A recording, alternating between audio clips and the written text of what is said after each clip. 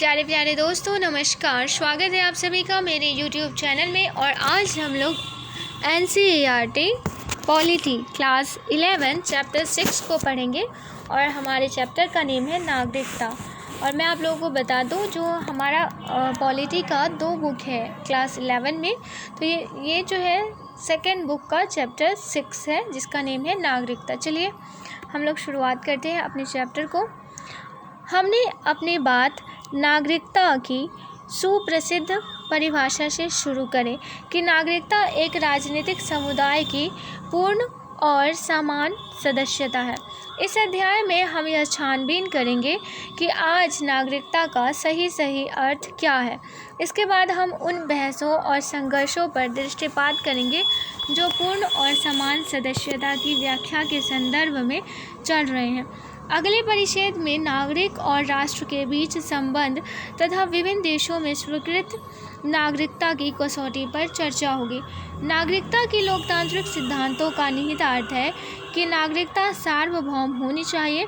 क्या इसका यह अर्थ है कि प्रत्येक व्यक्ति को किसी न किसी राष्ट्र का सदस्य मान लेना चाहिए? ऐसी हालत में हम तमाम राष्ट्रविहीन लोगों के अस्तित्व की व्याख्या कैसे करेंगे? उस मुद्दे पर बाद के परिच्छेद में विचार किया जाएगा। आखिर परिच्छेद में वैश्विक नागरिकता के मुद्दे पर विचार होगा कि क्या इसका अस्तित्व है और क्या यह राष्ट्रीय नागरिकता की जगह ले सकती है। इस अध्याय को पढ़ने के बाद नागरिकता के अर्थ की व्याख्या करने और आज जिन क्षेत्रों में इस अर्थ को विस्तार दिया जा रहा है या चुनौती दी जा रही है, उनमें से कुछ पर विचार करने में समर्थ होंगे। भूमिका। नागरिकता की परिभाषा किसी राजनीतिक समुदाय की पूर्ण और समान सदस्यता के रूप में की गई है। समकालीन विश्व में राष्ट्रों ने अपने सदस्यों को एक सामूहिक राजनीतिक पहचान के साथ साथ कुछ अधिकार भी प्रदान किए हैं। इसलिए हम संबद्ध राष्ट्र के आधार पर अपने को भारतीय, जापानी या जर्मन मानते हैं। नागरिक अपने राष्ट्र से कुछ बुनियादी अधिकारों के अलावा कहीं भी यात्रा करने में सहयोग और सुरक्षा की अपेक्षा रखते हैं। किसी राष्ट्र के संपूर्ण सदस्य होने का महत्व तब ठीक समझ में आ सकता है जब हम दुनिया भर में उन हजारों लोगों की स्थिति के बारे में सोचते हैं जो दुर्भाग्यवश शरणार्थी और अवैध प्रवासियों के रूप में रहने के लिए मजबूर हैं, क्योंकि उन्हें कोई राष्ट्र अपनी सदस्यता देने के लिए तैयार नहीं है। ऐसे लोगों को कोई राष्ट्र अधिकारों की गारंटी नहीं देता और वे आमतौर पर असुरक्षित हालत में जीवन यापन करते हैं। मनपसंद राष्ट्र की पूर्ण सदस्यता उनके लिए ऐसा लक्ष्य है जिसके लिए वे संघर्ष करने को तैयार हैं, जैसा कि आज हम मध्य पूर्व के फिलिस्तीनी शरणार्थियों के मामले में देखते हैं। नागरिकों को प्रदत्त अधिकारों की सुस्पष्ट प्रकृति विभिन्न राष्ट्रों में भिन्न हो सकती है, लेकिन अधिकतर लोकतांत्रिक देशों ने आज उनमें कुछ राजनीतिक अधिकार शामिल किए हैं। उदाहरण स्वरूप मतदान, अभिव्यक्ति या आस्था की आज़ादी जैसे नागरिक अधिकार और न्यूनतम मजदूरी या शिक्षा पाने से जुड़े कुछ सामाजिक आर्थिक अधिकारों और प्रतिष्ठा की समानता नागरिकता के बुनियादी अधिकारों में से एक है। नागरिक आज जिन अधिकारों का प्रयोग करते हैं उन सभी को संघर्ष के बाद हासिल किया गया है। नागरिक आज जिन अधिकारों का प्रयोग करते हैं उन सभी को संघर्ष के बाद हासिल किया गया है। जनता ने अपनी स्वतंत्रता और अधिकारों को मुखर करने के लिए कुछ प्रारंभिक संघर्ष शक्तिशाली राजतंत्रों के खिलाफ छेड़े थे। अनेक यूरोपीय देशों में ऐसे संघर्ष हुए हैं। उनमें से कुछ हिंसक संघर्ष थे, जैसे 1789 की फ्रांसीसी क्रांति। एशिया और अफ्रीका के अनेक उपनिवेशों में समान नागरिकता की मांग औपनिवेशिक शासकों से स्वतंत्रता हासिल करने के संघर्ष का हिस्सा रही। दक्षिण अफ्रीका में समान नागरिकता पाने के लिए अफ्रीका की अश्वेत आबादी को सत्तारूढ़ गोरे अल्पसंख्यकों के खिलाफ लंबा संघर्ष करना पड़ा। यह संघर्ष 1990 के दशक के आरंभ तक जारी रहा। पूर्ण सदस्यता और समान अधिकार पाने का संघर्ष विश्व के कई हिस्सों में आज भी जारी है। अपने देशों में महिला आंदोलन और दलित आंदोलन के बारे में पढ़ा होगा। उनका मकसद है अपनी ज़रूरतों की ओर ध्यान आकृष्ट कर जनमत बदलना। साथ ही समान अधिकार और अवसर सुनिश्चित करने के लिए सरकारी नीतियों को प्रभावित करना। नागरिकता सिर्फ राज्य सत्ता और उनके सदस्यों के बीच के संबंधों का निरूपण नहीं बल्कि उससे अधिक है। यह नागरिकों के आपसी संबंधों के बारे में भी है। इसमें नागरिकों के एक दूसरे के प्रति और समाज के प्रति निश्चित दायित्व शामिल है। इनमें सिर्फ राष्ट्र द्वारा थोपी गई कानूनी बाध्यताएं नहीं बल्कि समुदाय के सहजीवन में भागीदार होने और योगदान करने का नैतिक दायित्व भी शामिल होता है। नागरिकों को देश के सांस्कृतिक और प्राकृतिक संसाधनों का उत्तराधिकारी और न्यासी भी माना जाता है। 17वीं से 20वीं सदी के बीच यूरोप के गोरे लोगों ने दक्षिण अफ्रीका के लोगों पर अपना शासन कायम रखा। 17वीं से 20वीं सदी के बीच यूरोप के गोरे लोगों ने दक्षिण अफ्रीका के लोगों पर अपना शासन कायम रखा। 1994 तक दक्षिण अफ्रीका में अपनाई गई नीतियों के बारे में नीचे दिए गए ब्यौरे को पढ़िए। श्वेत लोगों को मत देने, चुनाव लड़ने और सरकार को चुनने का अधिकार था। वे संपत्ति खरीदने और देश में कहीं भी आने जाने के लिए स्वतंत्र थे। काले लोगों को ऐसे अधिकार नहीं थे। काले और गोरे लोगों के लिए पृथक मोहल्ले और कॉलोनियाँ बसाई गई थी। काले लोगों को अपने पड़ोस की गोरे लोगों की बस्ती में काम करने के लिए पास लेने पड़ते थे। उन्हें गोरों के इलाके में अपने परिवार रखने की अनुमति नहीं थी। अलग अलग रंग के लोगों के लिए विद्यालय भी अलग अलग थे। क्या और श्वेत लोगों को दक्षिण अफ्रीका में पूर्ण और समान सदस्यता मिली हुई थी? कारण सहित बताइए। ऊपर दिया गया ब्यौरा हमें दक्षिण अफ्रीका में भिन्न समूहों के अंतर संबंधों के बारे में क्या बताता है?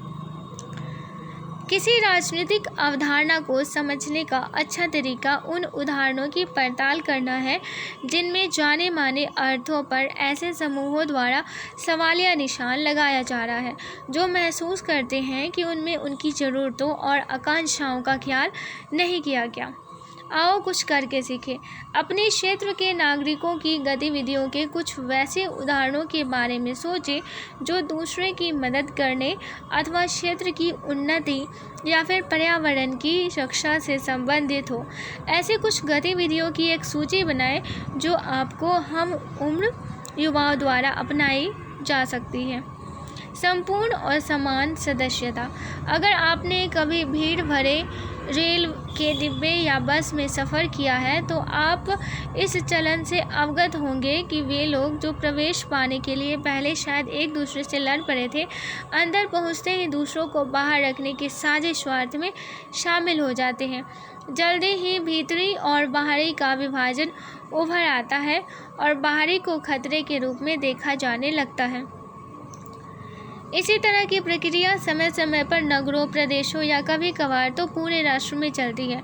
अगर आजीविका, चिकित्सा या शिक्षा जैसी सुविधाएं जैसे जल, जमीन जैसे प्राकृतिक संसाधन सीमित हो, तब बाहरी लोगों के प्रवेश को रोकने की मांग उठने की संभावना रहती है, भले ही वे सह नागरिक क्यों न हो। आपको मुंबई वाले के लिए नारा का शायद याद हो, जिससे ऐसी भावनाएं प्रकट हुए। भारत और विश्व के विभिन्न हिस्सों में इस तरह के अनेक संघर्ष होते आए हैं। इससे यह प्रश्न उठता है कि आखिर संपूर्ण और समान सदस्यता का असली अर्थ क्या है? क्या इसका अर्थ यह होता है कि नागरिकों को देश में जहाँ भी चाहे रहने, पढ़ने या काम करने का समान अधिकार हो और अवसर मिलना चाहिए? क्या इसका अर्थ यह है कि सभी अमीर गरीब नागरिकों को कुछ बुनियादी अधिकार और सुविधाएं मिलनी चाहिए? इस परिच्छेद में हम पहले इन प्रश्नों के आधार पर नागरिकता का अर्थ खोजेंगे। अपने देश और अन्य अनेकों देशों में नागरिकों को प्रदत्त अधिकारों में एक है गमनागमन की स्वतंत्रता। यह अधिकार कामगारों के लिए विशेष महत्व का है। गृह क्षेत्र में अवसर उपलब्ध नहीं होने पर कामगार रोजगार की तलाश में और प्रवास की ओर प्रवृत्त होते हैं। रोजगार की तलाश में कुछ लोग देश के बाहर भी जाते हैं। हमारे देश के विभिन्न हिस्से में कुशल और अकुशल मजदूरों के लिए बाजार विकसित हुए हैं। उदाहरण के लिए सूचना तकनीकी के अधिकतर कर्मी बंगलौर जैसे शहरों की ओर उमड़ते हैं। केरल की नर्सें पूरे देश में कहीं भी मिल सकती है। शहरों में तेजी से पनपता भवन निर्माण उद्योग देश के विभिन्न हिस्सों के श्रमिकों को आकर्षित करता है। सड़क और आदि आधारभूत संरचनाओं की परियोजनाओं में भी यही होता है। आपने अपने घर या स्कूल के आसपास विभिन्न क्षेत्रों के मजदूरों को देखा भी होगा। मार्टिन लूथर किंग 1950 का दशक संयुक्त राज्य अमेरिका के अनेक दक्षिण राज्यों में काली और गोरी आबादी के बीच बरकरार विषमताओं के खिलाफ नागरिक अधिकार आंदोलन के उभार का साक्षी है।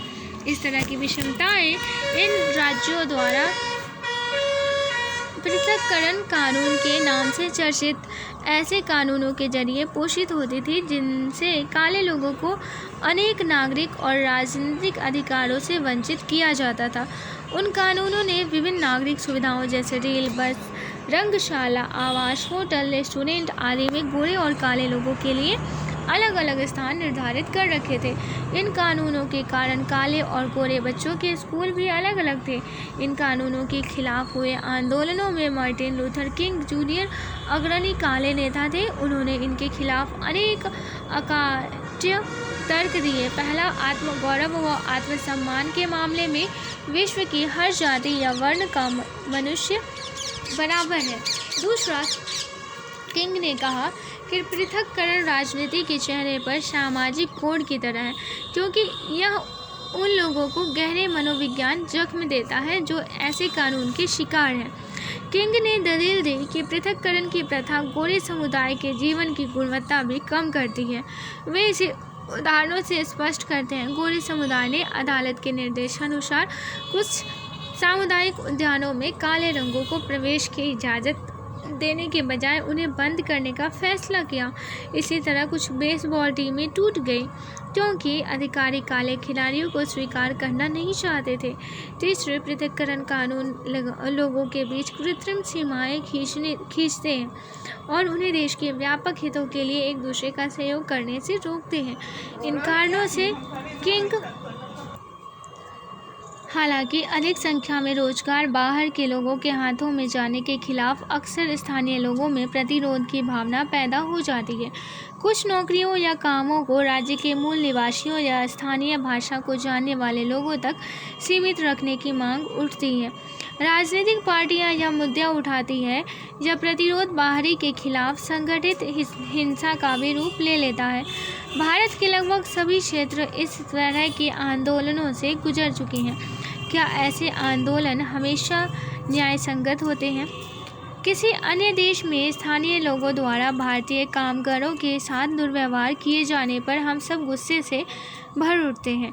संभव है हम में से कुछ यह भी माने कि कुशल और शिक्षित कामगारों को काम के लिए कहीं भी आने जाने का अधिकार है। राज्य भी इस तरह के कामगारों को आकर्षित करने की अपनी योग्यता पर गर्व कर सकता है। लेकिन अगर किसी क्षेत्र में काम अपर्याप्त हो तो संभव है कि स्थानीय लोग बाहरी लोगों की प्रतिद्वंद्विता से नाराज हो। तो क्या गमनागमन की आज़ादी में देश के किसी भी हिस्से में काम करने या बसने का अधिकार शामिल है? एक अन्य बात पर हमें विचार करने की ज़रूरत है और वह यह कि गरीब प्रवासी और कुशल प्रवासी को लेकर कभी कभी हमारी प्रतिक्रिया में अंतर होता है। हम अपने इलाकों में आने जाने वाले गरीब प्रवासियों को हमेशा उस तरह स्वागत योग्य नहीं मानते जिस तरह कुशल और दौलतमंद कामगारों को मानते हैं। इससे प्रश्न उठता है कि क्या गरीब और अकुशल कामगारों को कुछ कामगारों की तरह देश में कहीं भी रहने और काम करने का समान अधिकार है? देश के सभी नागरिकों की पूर्ण और समान सदस्यता से संबंधित ये कुछ ऐसे मुद्दे हैं जिन पर आज हमारे देश में बहस चल रही है। यूँ कभी कभी लोकतांत्रिक समाजों में भी विवाद उठ सकते हैं। ऐसे विवादों का निदान कैसे हो? प्रतिवाद करने का अधिकार हमारे संविधान में नागरिकों के लिए सुनिश्चित की गई अभिव्यक्ति की स्वतंत्रता का एक पहलू है, बशर्ते वो प्रतिवाद दूसरे लोगों या राज्य के जीवन और संपत्ति को नुकसान नहीं पहुंचाए। नागरिक समूह बनाकर, प्रदर्शन कर, मीडिया का उपयोग कर, राजनीतिक दलों से अपील कर या अदालत में जाकर जनमत और सरकारी नीतियों को परखने और प्रभावित करने के लिए स्वतंत्र है। अदालतें उस पर निर्णय दे सकती हैं या समाधान के लिए सरकार से आग्रह कर सकती है। यह भले ही धीमी प्रक्रिया हो, पर इससे कई बार न्यूनतम सफलताएं संभव है। अगर सभी नागरिकों को पूर्ण और समान सदस्यता उपलब्ध कराने के दिशा निर्देशक सिद्धांत का अनुपालन सुनिश्चित हो, तो किसी समाज में समय समय पर उत्पन्न होने वाली समस्याओं के लिए सर्वमान्य समाधान पर पहुंचना संभव होना चाहिए।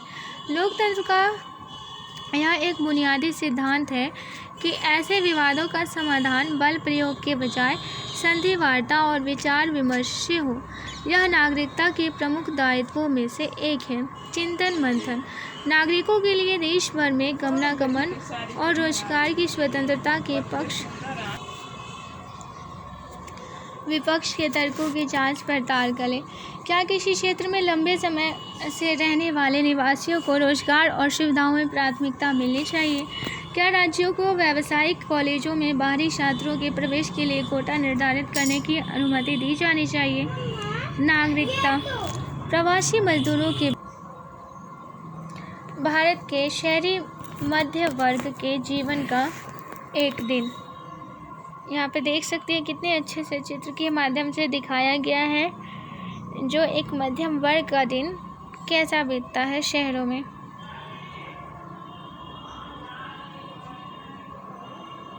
देखा जा सकता है अच्छे से इसमें।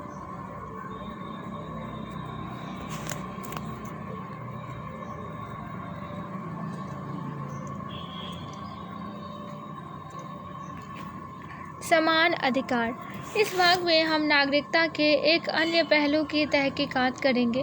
क्या पूर्ण और समान नागरिकता का अर्थ यह है कि राज्य सत्ता द्वारा सभी नागरिकों को, चाहे वे अमीर या गरीब हो, कुछ बुनियादी अधिकारों और न्यूनतम जीवन स्तर की गारंटी दी जानी चाहिए? इस मुद्दे पर विचार करने के लिए हम खास वर्ग के लोगों पर नज़र डालेंगे, यानी शहरी गरीबों पर। शहरी गरीबों से संबंधित समस्या उन अत्यावश्यक समस्याओं में से एक है जो सरकार के सामने मुँह बाए खड़ी है। भारत के हर शहर में बहुत बड़ी आबादी झोपड़पट्टियों और अवैध कब्जे की ज़मीन पर बसे लोगों की है। यद्यपि ये लोग अपरिहार्य और उपयोगी काम अक्सर कम मजदूरी पर करते हैं, फिर भी शहरों की बाकी आबादी उन्हें अवांछनीय मेहमान की तरह देखती है। उन पर शहर के संसाधनों पर बोझ बनने या अपराध और बीमारी फैलाने का आरोप मढ़ा जाता है। गंदी बस्तियों की स्थिति अक्सर विभत्स होती है।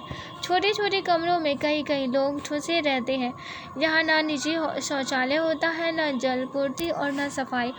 गंदी बस्तियों में जीवन और संपत्ति असुरक्षित होते हैं। झोपड़पट्टियों के निवासी अपने श्रम से अर्थव्यवस्था में महत्वपूर्ण योगदान करते हैं। अन्य पेशों के बीच में ये फेरी वाले, छोटे व्यापारी, सफाई कर्मी या घरेलू नौकर, नल ठीक करने वाले या मिस्त्री होते हैं। झोपड़पट्टियों में बेंत बुनाई या कपड़ा रंगाई, छपाई या सिलाई जैसे छोटे कारोबार भी चलते हैं। झोपड़पट्टियों के निवासियों को सफाई या जलपूर्ति जैसी सुविधाएं मुहैया कराने पर संभवतः कोई भी शहर अपेक्षाकृत कम खर्च करता है।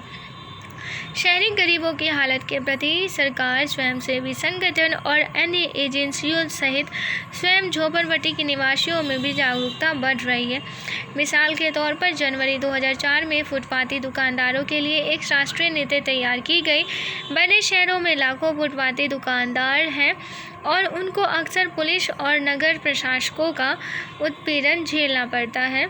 इस नीति का मकसद विक्रेताओं को मान्यता और नियमन प्रदान करना था, ताकि उन्हें सरकारी नियमों के अनुपालन के दायरे में उत्पीड़न से मुक्त कारोबार चलाने की शक्ति हासिल हो। झोपड़पट्टियाँ भी अपने अधिकारों के प्रति जागरूक और संगठित हो रही है। उन्होंने कभी कभी अदालतों में भी दस्तक दी है। उनके लिए वोट देने जैसी बुनियादी राजनीतिक अधिकार का प्रयोग करना भी कठिन हो जाता है, क्योंकि मतदाता सूची में दर्ज होने के लिए स्थायी पते की ज़रूरत होती है और अनधिकृत बस्तियों और पटरी पर रहने वाले के लिए ऐसा पता पेश करना। शहरी गरीबों की हालत के प्रति सरकार, स्वयंसेवी संगठन और अन्य एजेंसियों सहित स्वयं झोपड़पट्टी के निवासियों में भी जागरूकता बढ़ा रही है। मिसाल के तौर पर जनवरी 2004 में फुटपाथ दुकानदारों के लिए एक राष्ट्रीय नीति तैयार की गई। बड़े शहरों में लाखों फुटपाथी दुकानदार हैं और उनको अक्सर पुलिस और नगर प्रशासकों का उत्पीड़न झेलना पड़ता है। इस नीति का मकसद विक्रेताओं को मान्यता और नियमन प्रदान करना था ताकि उन्हें सरकारी नियमों के अनुपालन के दायरे में उत्पादन से मुक्त कारोबार चलाने की शक्ति हासिल हो। झोपड़पट्टियां भी अपने अधिकारों के प्रति जागरूक और संगठित हो रही हैं। उन्होंने कभी कभी अदालतों में भी दस्तक दी है। उनके लिए वोट देने जैसे बुनियादी राजनीतिक अधिकार का प्रयोग करना भी कठिन हो जाता है, क्योंकि मतदाता सूची में दर्ज होने के लिए स्थायी पते की जरूरत होती है और अनधिकृत बस्तियों और पटरी पर रहने वालों के लिए ऐसा पता पेश करना कठिन होता है। हमारे समाज में हाशिए पर ठेले जा रहे अन्य इंसानी समूहों में आदिवासी और वनवासी शामिल हैं। ये लोग अपने जीवन यापन के लिए जंगल और अन्य प्राकृतिक संसाधनों पर निर्भर हैं। बढ़ती आबादी और जमीन और संसाधनों की कमी के दबाव के कारण उनमें से अनेक की जीवन पद्धति और आजीविका संकट में है। जंगल और तराई क्षेत्र में मौजूद खनिज संसाधनों की खनन करने के इच्छुक उद्यमियों के हितों का दबाव आदिवासी और वनवासी लोगों की जीवन पद्धति और आजीविका पर एक अन्य खतरा है। पर्यटन उद्योग भी यही कर रहा है। सरकार इस सवाल से जूझ रही है कि देश के विकास को खतरे में डाले बगैर इन लोगों और उनके रहवास की सुरक्षा कैसे करे। यह एक ऐसा मुद्दा है जो सिर्फ आदिवासी आबादी नहीं बल्कि सभी नागरिकों को प्रभावित करता है। नागरिकता, समानता और अधिकार। नागरिकता महज एक कानूनी अवधारणा नहीं है, इसका समानता और अधिकारों के व्यापक उद्देश्यों से भी घनिष्ठ संबंध है। इस संबंध का सर्वसम्मत सूत्रीकरण अंग्रेज समाजशास्त्री T.H. मार्शल ने किया है। अपनी पुस्तक नागरिकता और सामाजिक वर्ग में मार्शल ने नागरिकता को किसी समुदाय के पूर्ण समुदाय को प्रदत्त प्रतिष्ठा के रूप में परिभाषित किया है।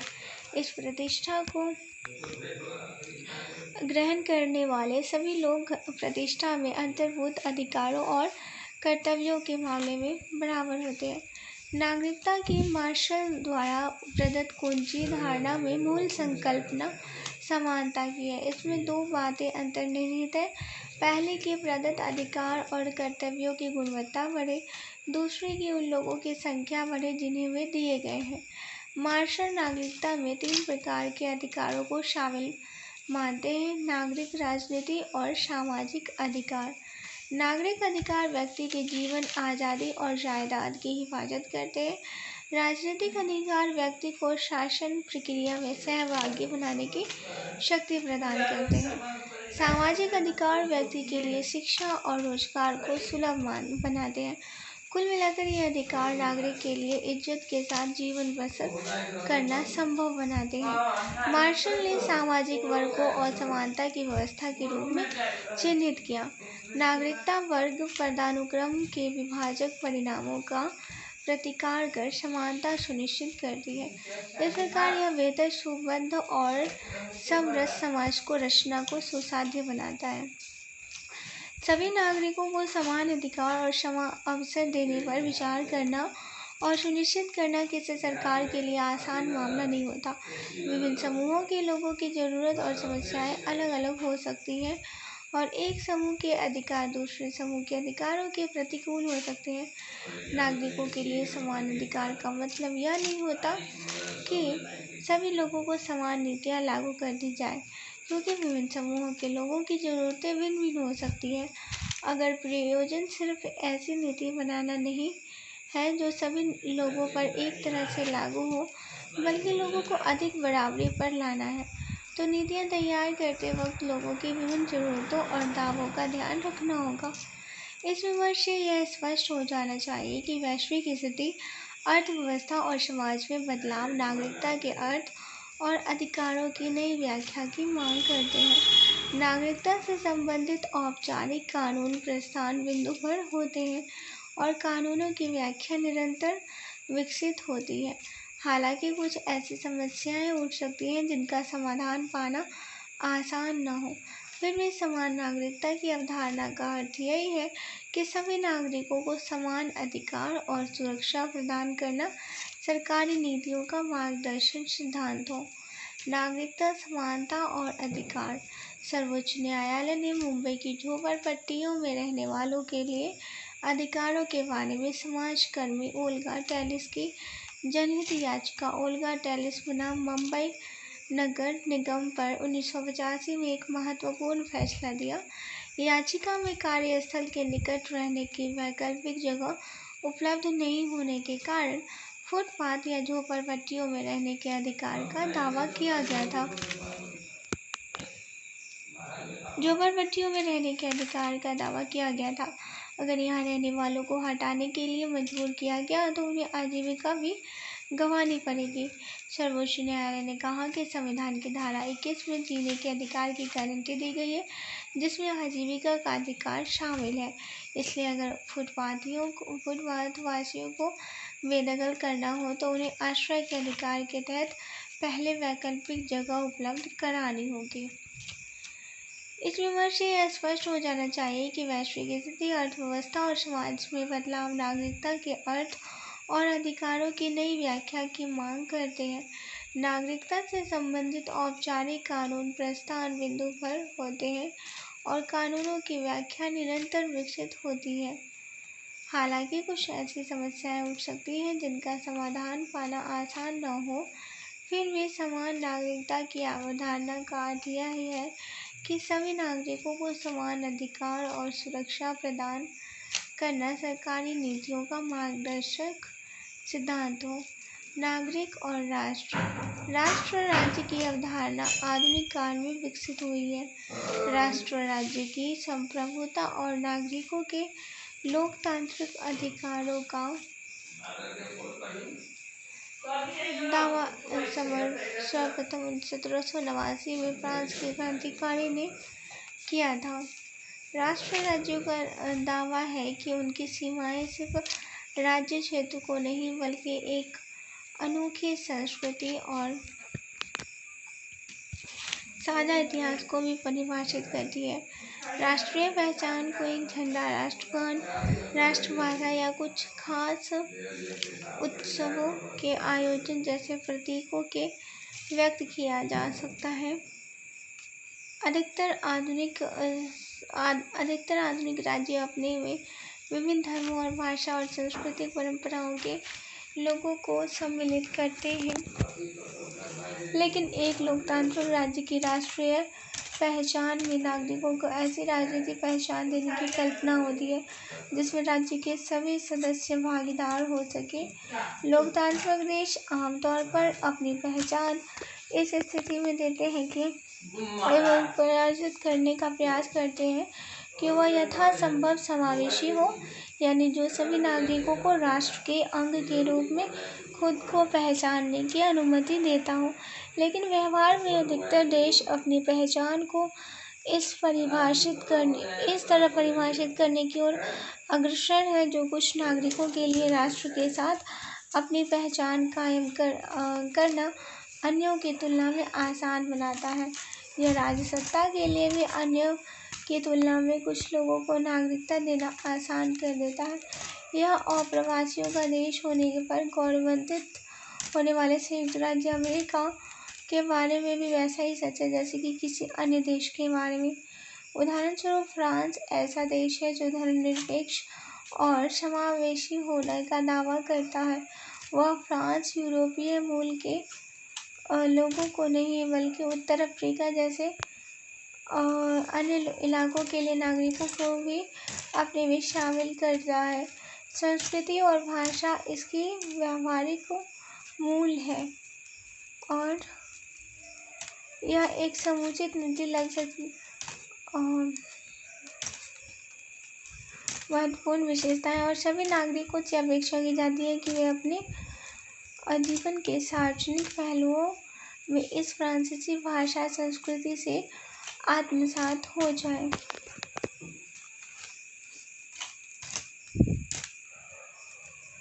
वे अपने जीवन में अपनी व्यक्तिगत आस्थाओं और रिवाजों को बनाए रख सकते हैं। यह एक समुचित नीति लग सकती है लेकिन यह परिभाषित करना हमेशा आसान नहीं होता कि क्या सार्वजनिक और क्या निजी, और इसने कुछ विवादों को जन्म दिया और धार्मिक विश्वास नागरिकों के निजी क्षेत्र का मामला पाया। आओ कुछ करके सीखे। अपने घर, विद्यालय, आसपास कार्यरत 3 कामगार परिवारों का सर्वेक्षण करें। वे कहाँ रहते हैं, आवास में कितने लोग रहते हैं, उन्हें किस तरह की सुविधाएं उपलब्ध है, क्या उनके बच्चे विद्यालय जाते हैं। स्टेट वेंडर्स एक्ट, पथ विक्रेता जीविका संरक्षण और पथ विक्रय विनिमय अधिनियम 2014 के बारे में पता करें। आज के लिए बस इतना ही। एक चिंतन मंथन। जिम्बाब्वे में भूमि वितरण के बारे में प्रकाशित सरकारी आंकड़ों के अनुसार वहां लगभग 4400 गोरे परिवारों के पास लगभग 1 करोड़ हेक्टेयर भूमि है। यह देश की कुल कृषि योग्य भूमि का 32% है। लगभग 10 लाख खाली किसानों के पास केवल 1.6 करोड़ हेक्टेयर भूमि है, जो कुल का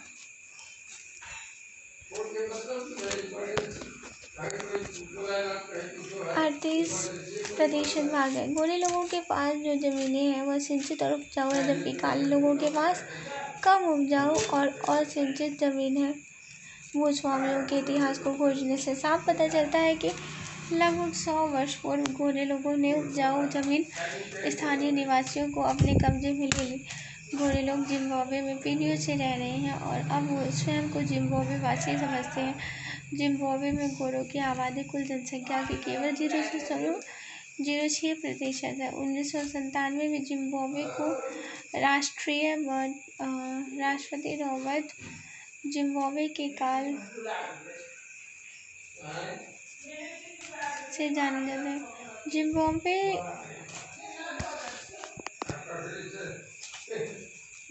में गोरों की आबादी कुल जनसंख्या का मात्र 0.06% है। 1997 में जिम्बाब्वे के राष्ट्रपति रॉबर्ट मुगाबे ने 1500 एकड़ फॉर्मों पर कब्जा कर लिया था। क्यों किया?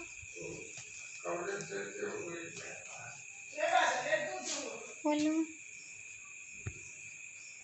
जिम्बाब्वे के काले और गोरे नागरिकों के अपने अपने दावों का समर्थन या विरोध करने के लिए आप नागरिकता के कौन कौन से विचारों का प्रयोग करेंगे, इसका आंसर दीजिए। तो आज के लिए बस इतना ही। आशा करती हूँ ये लेक्चर आप लोगों को पसंद आया होगा। ये लेक्चर सुनने के लिए आपका बहुत बहुत धन्यवाद।